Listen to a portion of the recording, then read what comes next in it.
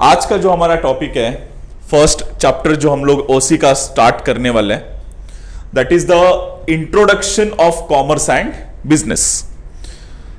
अभी ये चीज जब भी हम लोग बात करते हैं ना introduction of commerce and business की, इसके अंदर आपको बेसिक बेसिक चीजें दिए हुए हैं कि एग्जैक्टली कॉमर्स के अंदर या ओसी के अंदर कॉमर्स का मतलब क्या होता है और बिजनेस का मतलब क्या होता है। ये एक शॉर्ट आपको एक चैप्टर इन्होंने इसके अंदर दिया हुआ है। तो ये पूरे चैप्टर की जो जर्नी है, शुरुआत जो है, ये हम लोग ह्यूमन एक्टिविटी से करेंगे। सब लोग को दिखाई दे रहा है? ह्यूमन एक्टिविटी से करेंगे। ये जो ह्यूमन एक्टिविटी है उसके दो टाइप्स है गाइस। पहला टाइप है नॉन इकोनॉमिक एक्टिविटी और दूसरा टाइप है इकोनॉमिक एक्टिविटी। ऐसे दो टाइप्स ये ह्यूमन एक्टिविटी के आते हैं। तो जैसे आपने यहां पे देखा है कि ये नॉन इकोनॉमिक एक्टिविटी, जिसको मैंने नाम दिया है non monetary activity. Non monetary का मतलब क्या रहता है? जिसके अंदर आपको पैसा नहीं मिलेगा। और दूसरी तरफ इकोनॉमिक एक्टिविटी, जिसको बोला जाता है मॉनिटरी एक्टिविटी। मतलब इस एक्टिविटी में आपको क्या मिलेगा? पैसा मिलेगा, मनी मिलेगा। और इस एक्टिविटी में आपको मनी नहीं मिलेगा, लेकिन जो भी गाइज आप एक्टिविटी करते हो ना, कोई भी तरह की एक्टिविटी हो, कोई भी टाइप की एक्टिविटी हो, आपको रिटर्न में कुछ ना कुछ तो मिलता है। और रिटर्न में जो कुछ ना कुछ आपको मिलेगा उसको बोला जाएगा कंसीडरेशन। क्या कहा जाएगा? कंसीडरेशन। तो गाइस कंसीडरेशन ये एक ऐसा एक वर्ड है जिसका मतलब आप लगा सकते हो कि something in return. Something in return, कुछ ना कुछ आपको मिलेगा। मतलब माने आप देखोगे नॉन इकोनॉमिक एक्टिविटी के अंदर आपको पैसा नहीं मिल रहा है, लेकिन कुछ ना कुछ तो आपको मिल रहा है। क्या मिल रहा है?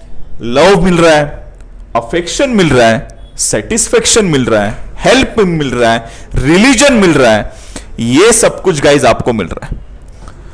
इसके अलावा आप देखोगे यहां पे, तो ये चीज के अंदर आप और एक चीज यहां पे मेंशन करना मुझे बहुत जरूरी है गाइज, कि इसके अंदर जैसे मैंने एग्जांपल आपको दिया कि आप मां बाप की सेवा कर रहे हो, मां बाप की सेवा कर रहे हो, थके हारे अपने पिताजी काम से लौट के घर पे आते हैं, ठीक है, तो उनके पैर दुखने लगते हैं या उनके सर दुखने लगते हैं, तो आप उनके पैर दबा रहे हो, उनकी सेवा कर रहे हो।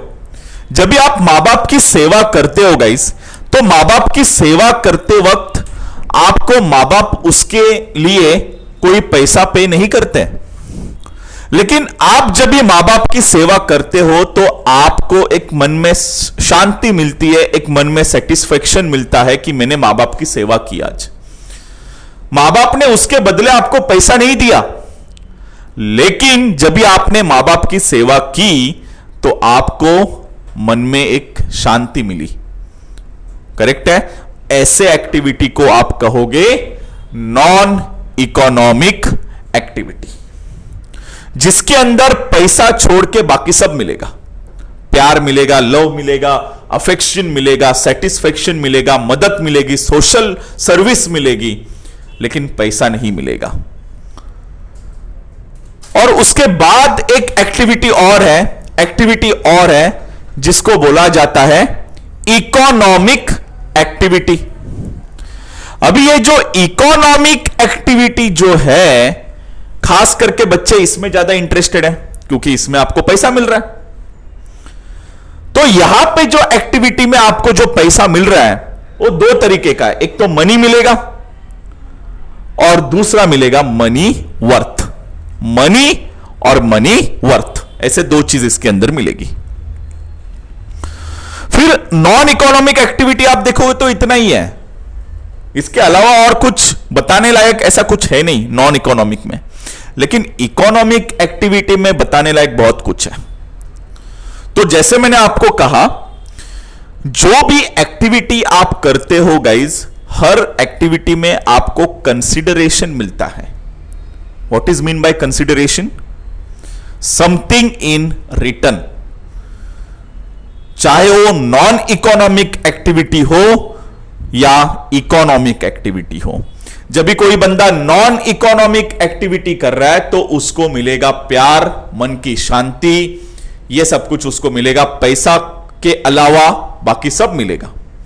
लेकिन जब भी कोई बंदा इकोनॉमिक एक्टिविटी कर रहा है तो उसको दो चीज मिलेंगे. एक मनी मिलेगा और दूसरा मिलेगा money worth. What is mean bye money worth guys? Money worth, money तो सबको पता है. मनी वर्थ का मतलब क्या?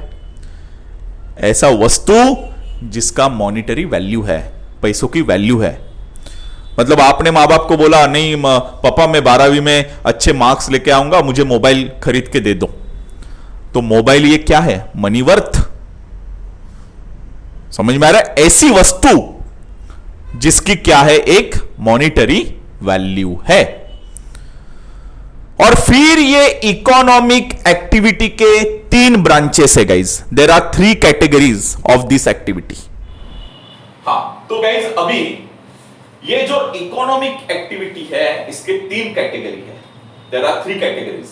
Number 1 employment, number 2 profession, number 3 business. ऐसे 3 कैटेगरी है इकोनॉमिक एक्टिविटी. तीनों कैटेगरी में आपको पैसा ही मिल रहा है, मनी मिल रहा है. एम्प्लॉयमेंट मतलब नौकरी, नौकरी में भी आपको पैसा मिलता है लेकिन in the form of salary और वेजेस. प्रोफेशन, प्रोफेशन में भी आपको पैसा ही मिलेगा लेकिन in the form of fees. Business, business में भी आपको पैसा ही मिलेगा लेकिन in the form of profit और लॉस. एम आई राइट? सो एम्प्लॉयमेंट दो चीज है गाइस, एम्प्लॉयर एंड एम्प्लॉई. जब भी आप किसी के ऑफिस में जाके काम करोगे, किसी कंपनी में जाके काम करोगे तो आप कौन हो? एम्प्लॉय. और आपको जो जॉब प्रोवाइड कर रहा है वो कौन है? एम्प्लॉयर. 2 वर्ड्स है, एम्प्लॉई, एम्प्लॉयर. एम आई राइट? दूसरा है प्रोफेशन. प्रोफेशन का मतलब क्या रहता है गाइस? जैसे मानिए मैं एक टीचर हूं, आपसे मैं क्या ले रहा हूं? फीस. डॉक्टर है, डॉक्टर क्या ले रहा है आपसे? फीस. लॉयर है, लॉयर भी आपसे क्या लेगा? फीस. तो ये ऑल जो कैटेगरी है ये प्रोफेशन में आते हैं. मतलब I am a professional, I am a professional and you are a client. Profession, professional and client. समझ में आ रहा है कि नहीं? जैसे मैंने आपको एम्प्लॉयमेंट में बताया ना, एम्प्लॉई, एम्प्लॉयर, वैसे प्रोफेशन में भी प्रोफेशनल. जो बंदा प्रोफेशन में है उसको प्रोफेशनल कहा जाएगा और जो बंदा जिसके साथ वो डील कर रहा है, कोई भी कस्टमर है, उसको क्लाइंट कहा जाएगा. तो आप मेरे क्या हो? क्लाइंट हो. तो ऐसे जो लोग हैं जो सिर्फ फीस लेते हैं वो क्या है? प्रोफेशन में आते हैं. और तीसरा very important, that is a business. तो हमेशा मैं बच्चों को एक ही चीज कहता हूं गाइस कि बिजनेस ये बहुत बड़ी एक चिड़िया है. हाँ, तो गाइस जैसे मैंने बोला कि बिजनेस ये बहुत बड़ी एक चिड़िया है और उसके 2 पंख हैं. तो आप देख सकते हो कि बिजनेस का पहला पंख है इंडस्ट्री, या उसको कहा जाता है प्रोडक्शन, और उसका दूसरा पंख है कॉमर्स, उसी को कहा जाता है डिस्ट्रीब्यूशन. तो अभी आपको मालूम पड़ेगा गाइज, आप कॉमर्स फील्ड से हो, बहुत सारे स्टूडेंट को कॉमर्स का मीनिंग पता नहीं होता है. कॉमर्स का मतलब क्या होगा? डिस्ट्रीब्यूशन. मतलब जो माल मैन्युफैक्चरिंग करके आता है, प्रोडक्शन लाइन से जो भी माल आएगा वो किसके पास आएगा? आपके पास आता है, कॉमर्स वालों के पास आता है, डिस्ट्रीब्यूटर के पास आता है. क्योंकि मैन्युफैक्चरिंग करने के बाद उस माल का, उस गुड़ का कोई वैल्यूएशन होगा कि नहीं होगा? वो कब होगा? जब ये माल मार्केट में आएगा. और मार्केट में लेके आने का काम किसका है? डिस्ट्रीब्यूटर का है, आप लोगों का है. तो जैसे मैंने आपको कहा कि बिजनेस के दो पंख हैं, एक है आपका इंडस्ट्री और दूसरा है आपका कॉमर्स। इंडस्ट्री को ही कहा जाता है प्रोडक्शन और कॉमर्स को ही कहा जाता है डिस्ट्रीब्यूशन। तो अभी जैसे हम लोग अभी फोकस करेंगे थोड़ा सा इंडस्ट्री पे, प्रोडक्शन पे। क्या होता है प्रोडक्शन या इंडस्ट्री में? रॉ मटेरियल को फिनिश गुड में कन्वर्ट करना, बरोबर है। रॉ मटेरियल को फिनिश गुड में कन्वर्ट करना with the help of machinery and labour. यही होता है ना मैन्युफैक्चरिंग या इंडस्ट्री में। क्या होता है? रॉ मटेरियल को फिनिश गुड में कन्वर्ट करना with the help of machinery and labour, उसी को आप कहोगे इंडस्ट्री। और हमारे भारत देश में इंडस्ट्री के 3 कैटेगरीज आते हैं। पहला कैटेगरी होता है प्राइमरी, दूसरा कैटेगरी है सेकेंडरी और तीसरा कैटेगरी है tertiary. There are 3 categories in our India. Primary industry जो होता है, प्राइमरी इंडस्ट्री किसको कहा जाता है? What is mean by primary industry? Primary industry का मतलब होता है कि ये इंडस्ट्री डिपेंड है on the nature and natural resources. ऐसी इंडस्ट्री जो नेचर एंड नेचुरल रिसोर्सेस पे डिपेंड है, ऐसे इंडस्ट्री को आप क्या कहोगे गाइस? प्राइमरी इंडस्ट्री कहोगे। और ये प्राइमरी इंडस्ट्री के 3 कैटेगरी है। एग्रीकल्चर, खेती बाड़ी, दूसरा है extraction. What is mean bye extraction guys? खदानों से जो निकाला जाता है, कोयला निकाला जाएगा या कुछ भी और चीजें निकाले जाते हैं खदानों से, उसको क्या कहा जाता है? एक्सट्रैक्शन। हमारे यहां पे रेती बंदर है, क्या निकाला जाता है वहां से? नदियों से क्या निकाला जाता है? खाड़ी से क्या निकाला जाता है? रेती निकाला जाता है। वो क्या है आपका? एक्सट्रैक्शन। नेचर पे डिपेंड है, नेचुरल रिसोर्सेस पे डिपेंड है। तो ऐसे इंडस्ट्री को आप क्या कहोगे? Primary industry. और तीसरा भी है genetic. What is mean bye genetic? All of you, what is mean bye genetic? Reproduction. सब लोग चिकन खाते हो? Yes. नहीं खाते हो? कोई लोग नहीं खाते रहेंगे, लेकिन मैक्सिमम लोग चिकन खाते हैं। चिकन कहां से आता है? फार्म से, है कि नहीं? तो ये फार्म का बिजनेस क्या हुआ? जेनेटिक हुआ। प्राइमरी इंडस्ट्री में होता है ये। या फॉर एग्जांपल हम अपने यहां पे प्लांट की नर्सरी है कि नहीं? लोग वहां पे जाते हैं, अच्छे अच्छे प्लांट्स वहां से खरीद के लेके आते हैं। प्लांट की नर्सरी है, वो भी क्या है? जेनेटिक बिजनेस है। सो ये ऐसे बिजनेस जो नेचर एंड नेचुरल रिसोर्सेस पे डिपेंड है, ऐसे बिजनेस को आप क्या कहोगे? प्राइमरी इंडस्ट्री कहोगे। उसके बाद नंबर आता है सेकेंडरी इंडस्ट्री। सेकेंडरी इंडस्ट्री का मतलब क्या है? ऐसी इंडस्ट्री जो प्राइमरी इंडस्ट्री पे डिपेंड है। It depends upon the primary industry, then it is called as the secondary industry. For example 2 examples मैंने दिए हैं। एक है मैन्युफैक्चरिंग, दूसरा है कंस्ट्रक्शन। क्या होता है मैन्युफैक्चरिंग? मैन्युफैक्चरिंग मतलब क्या क्या मैन्युफैक्चर? फॉर एग्जाम्पल आप शुगर बनाना चाह रहे हो, शुगर के लिए रॉ मटेरियल क्या लगता है? Sugar cane. शुगर केन कहां से आता है गाइज? शुगर केन आता है एग्रीकल्चर से, खेतीबाड़ी से आता है। खेतीबाड़ी कहां पे है? प्राइमरी इंडस्ट्री में है। तो ऐसे बहुत सारे ऐसे मैन्युफैक्चरिंग कंपनी है जो प्राइमरी इंडस्ट्री पे डिपेंड है। फॉर एग्जाम्पल गारमेंट्स बनाने का काम, सेरिकल्चर, है कि नहीं? क्या क्या आता है? रेशम कहां से आता है? रेशम। धागा कहां से आता है? एग्रीकल्चर से आता है, जेनेटिक से आता है। सो ये सब चीजें मैन्युफैक्चरिंग, जो भी मैन्युफैक्चर करना चाह रहे हो, सब मैन्युफैक्चरिंग कंपनी किस पे डिपेंड है? प्राइमरी इंडस्ट्री पे डिपेंड है। उसी के साथ साथ कंस्ट्रक्शन, ये भी प्राइमरी पे डिपेंड है। कैसे? खदानों से जो एक्सट्रैक्शन किए जाते हैं ना, तो पत्थरे निकलते हैं, वेस्टेड जो पत्थरे रहते हैं, वो पत्थरों को क्या किया जाता है? प्रोसेस किया जाएगा, है कि नहीं? और प्रोसेस करने के बाद वो कहां पे लेके आते हैं? कंस्ट्रक्शन में लेके आते हैं। समझ में आ रहा है कि नहीं आ रहा है? सो ये आपका है secondary industry.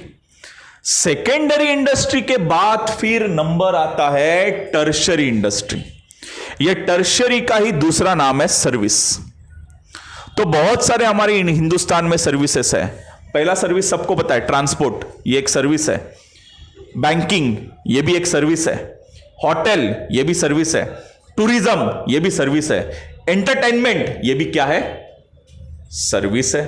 So the all categories comes into the tertiary category. So इस तरह से मैंने बिजनेस का पहला पंख आपको बताया, इंडस्ट्री, उसी को प्रोडक्शन कहा जाता है। रॉ मटेरियल को फिनिश गुड में कन्वर्ट किया जाता है with the help of machinery and labour. Industry के 3 कैटेगरी है, primary industry, secondary industry, tertiary industry. Primary industry का मतलब होता है it depends upon the nature and natural resources. Secondary का मतलब होता है it depends upon the primary industry. And tertiary का मतलब होता है सर्विस। Got it? कोई प्रॉब्लम है? सो गाइज, ये सब चीजें इसके अंदर आते हैं। अभी गाइज बिजनेस के दूसरे पंख के बारे में बात करेंगे हम लोग। दूसरा पंख क्या है बिजनेस का? कॉमर्स। और उसी का दूसरा नाम क्या है? डिस्ट्रीब्यूशन। और अभी ये डिस्ट्रीब्यूशन या कॉमर्स के 2 कैटेगरी आता है। एक कैटेगरी है जिसको कहा जाता है ट्रेड, और दूसरा कैटेगरी है जिसको कहा जाता है ऑक्सिलरी टू ट्रेड। देखो, दोनों अलग अलग चीज है। एक है ट्रेड और दूसरा है ऑक्सिलरी टू ट्रेड।